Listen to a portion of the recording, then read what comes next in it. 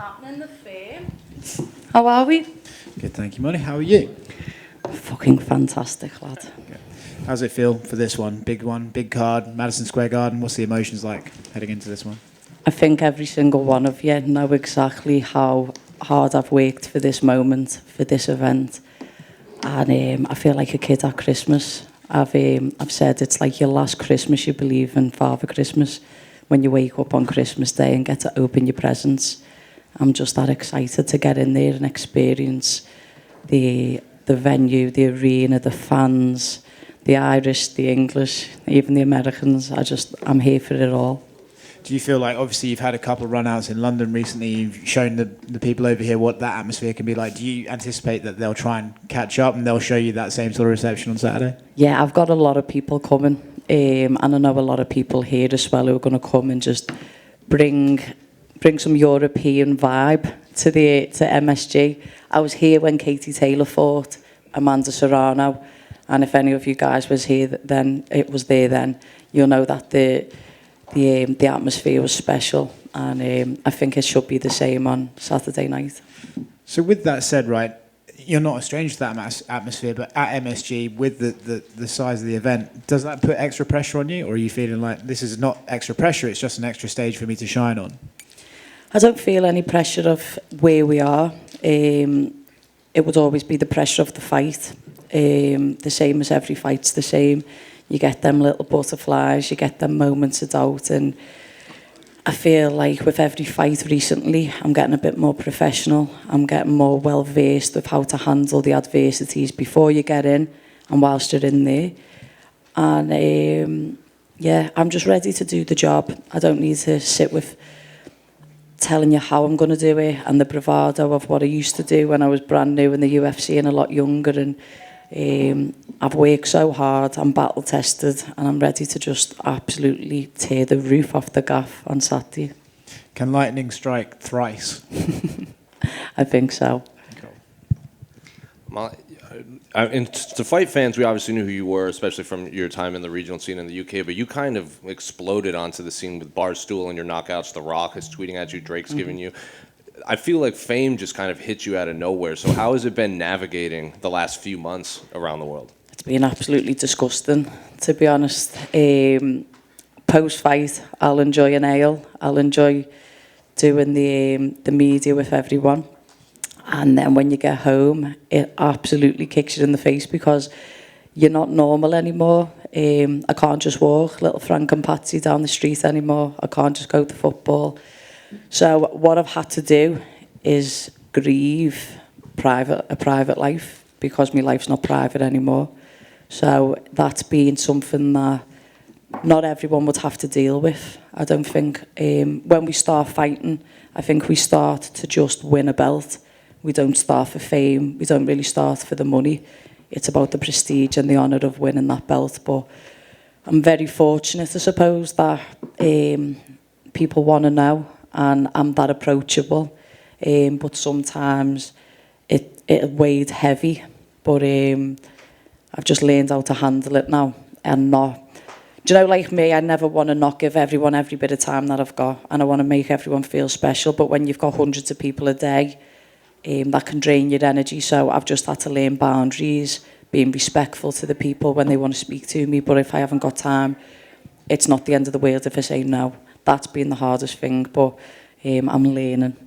Did Conor send you a DM about advice on handling fame? Yeah, he did, yeah.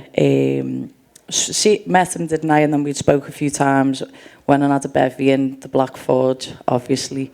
And I messaged him going, how do you handle this? Because you can blow up and then you can blow up. And I just couldn't quite get my head around how sometimes people are with you. And he was just like, when you're in the gym, it's just the gym. Don't let no one else in. Keep everyone outside. Always remember it's just fighting. You're a cage warrior. That's what we are. We're cage warriors, champions. And he said some mad things about Valentina's going to get a max smack and all these kind. Like it was so poetic and it was so lovely. But my partner Ellis printed it off and put it in a sign in MSG, and it's in my front room. So every day, if I'm struggling or if I'm feeling good, but I don't need to get ahead of myself, get a big fat head and walk around with ego. It's to stay grounded and to realise that I'm just here to win, and the rest of it, the external factors, mean fuck all. And unrelated to your fight, I've been asking all the fighters this. This might be Frankie Edgar's last fight in his MMA career. So growing up, were you a fan? Did you watch him? Do you have any favorite memories of Frank? Yeah, when he fought Maynard, I think is probably one of everyone's favourite fights. But I just remember he'd fight at all kinds of weights. He wouldn't cut weight. He'd be true to his weight and his walking around style. And I feel like I do that a little bit sometimes. People go, oh, can you go to strawweight? If you want to see an emancipated Molly McCann who's got no cardio and is blowing from round 2, then all right, do you know what I mean? But he's done it the hard way.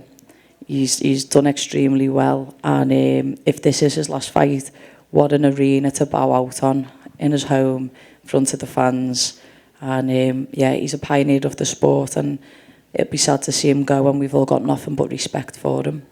Molly, over here in the middle. Over here. Oh, thanks, lad. You were talking about you've became this superstar, megastar, especially over in Europe. Mm-hmm. That said, you're on the prelims. What's your thoughts on that? Lad, I'm fighting an MSG. I don't give a fuck.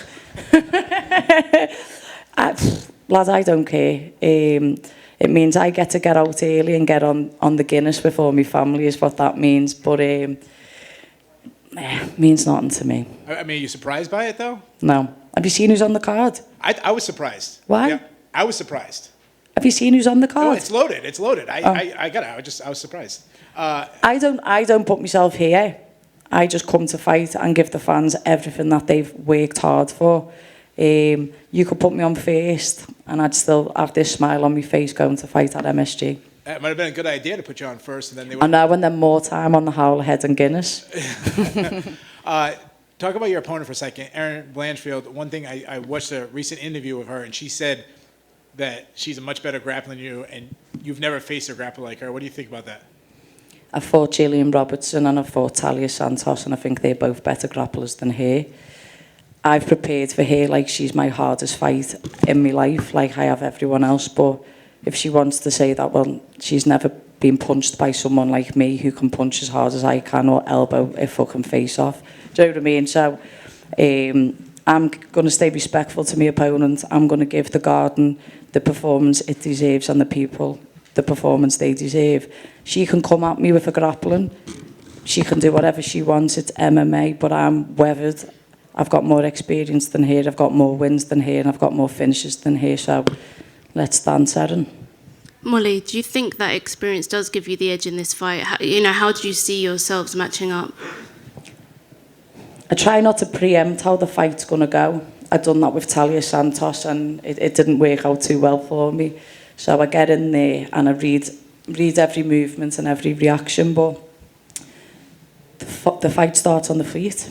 If she wants to shoot in from the other side of the cage, then that's fine. If she wants to try and push me to the wall, that's fine. I'm just ready for everywhere that it goes. I've brought in grapplers to train with for this fight camp. I've brought in ex-US judo and wrestling players. And look, I'm calm. I don't know if you normally see me this calm. I'm not being too loud. I'm just chilled. A nervous me might have more bravado, might try and sell it all to the cameras that I'm nervous and I'm this, that and the other. Listen, this is more my home than it's going to be his, let me tell you that. And you're riding that momentum from those last 2 wins. What did you think when they put forward Erin to you? Because I think Miranda Maverick was also calling you out, after your win in London. What did you think about Erin next? I was given a date and a name, and I said yes to both. A lot of people have been calling me out, so I must be doing something good, but I'm only looking at what's in front of me. I'm not looking at what's behind me. I'm only fighting the people the UFC give me to fight. So if they wanted me to fight Miranda, I'd fight Miranda. If they wanted me to fight Antonina Shevchenko, I'd have fought her. Erin's the perfect...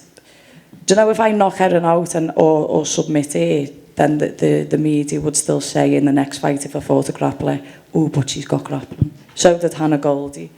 So did Luana. She was a Thai boxer, should have been able to clinch and leave me head off, but here I am still. I'm not too confident or overzealous in the fact that I've won 3 fights, 3 big wins, and like that's what's going to get me the win on Saturday. The hard work is what's going to get me the win. And I won't be having a big ego like she has, and I won't be coming in. I'll just let me fists, me knees, me takedowns, and me anti-grappling do the talking. Molly, down the back here. Sorry, just had one more. Your last fight, your last 3 fights, obviously you were fighting alongside Paddy. You know, you were both going into fight week together. What's it like not having him with you? It's a lucky thing I've had 14 fights without him and still won, isn't it? Look, he's on the phone every day, the same as every other training partner that I've got in that gym. We've got 6 lads fighting on Cage Warriors on Saturday in Manchester.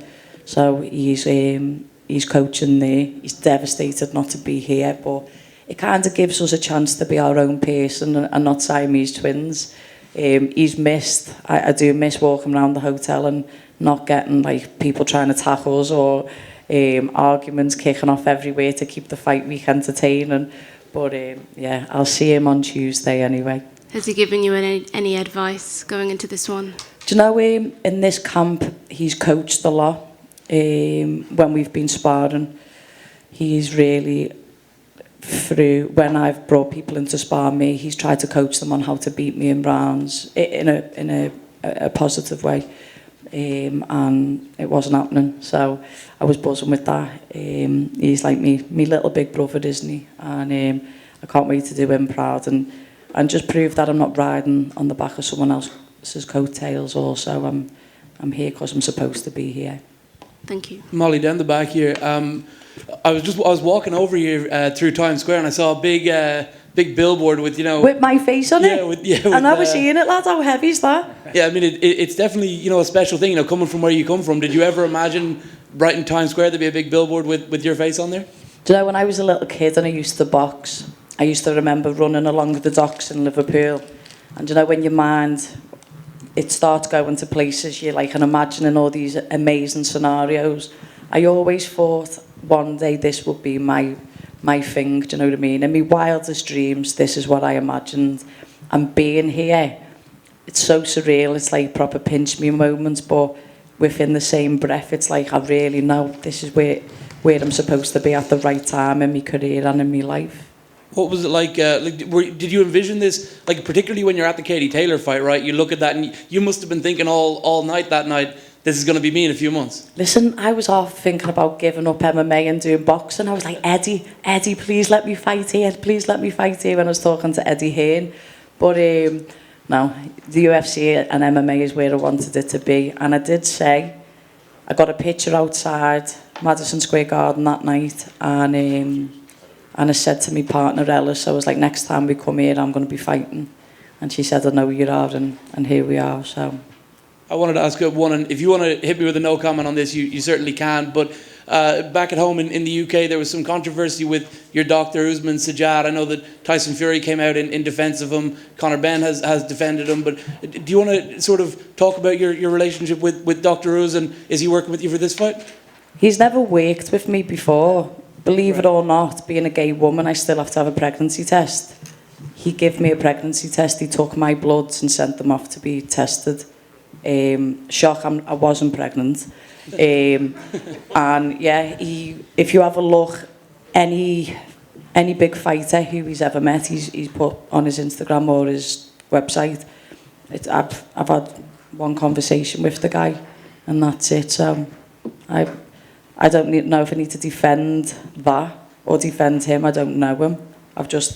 He's a GP who's dealt with every boxer and MMA artist in the northwest of England. So make sure you ask everyone else that question, lad. 100% I will. Thank you for your time. No problem. Hey, Molly over here. You know, obviously last fight, you know, Drake dropped a nice milli on you. I'm kind of curious if you've heard anything from him, and obviously the price tag's a little bit better this time for him as well. I was messaging him the other day. I sent him a message asking him if I could be in the new season of Top Boy. I'm not sure if anyone's seen that, but there's a few Scousers in it, so I thought I'll try me luck. But no, I haven't been on social media for this camp. Yeah, I've stayed away from it to be focused for what's coming on Saturday night. But I do see he's playing on Friday night in somewhere in New York, so it wouldn't surprise me if he was coming and going to put a parlay on me and Izzy or something like that. See if we can keep the Drake case not going. Perfect. Last question for you here. Obviously, 2 weeks until the World Cup. Is football coming home or what? I'm not bothered about that, lad. I'm not feeling the Qatar vibes and all the human rights that haven't gone down there. I won't even be watching it. Hello, Meatball Motley. Hello, lad. Make it a good one. Make it a good one. I'm sorry, I didn't hear you. Make it a good one. You're my I last got a good one question. for you. So I know Meatball Motley likes to party. Where are we partying after the fight? And also, I know you like to bring the animals out when you fight. Drake might be coming. Are we going to see Dave Portnoy? Or are we going to see Paddy? Paddy's coaching in Manchester. Dave Portnoy will be there. Probably Drake will probably come.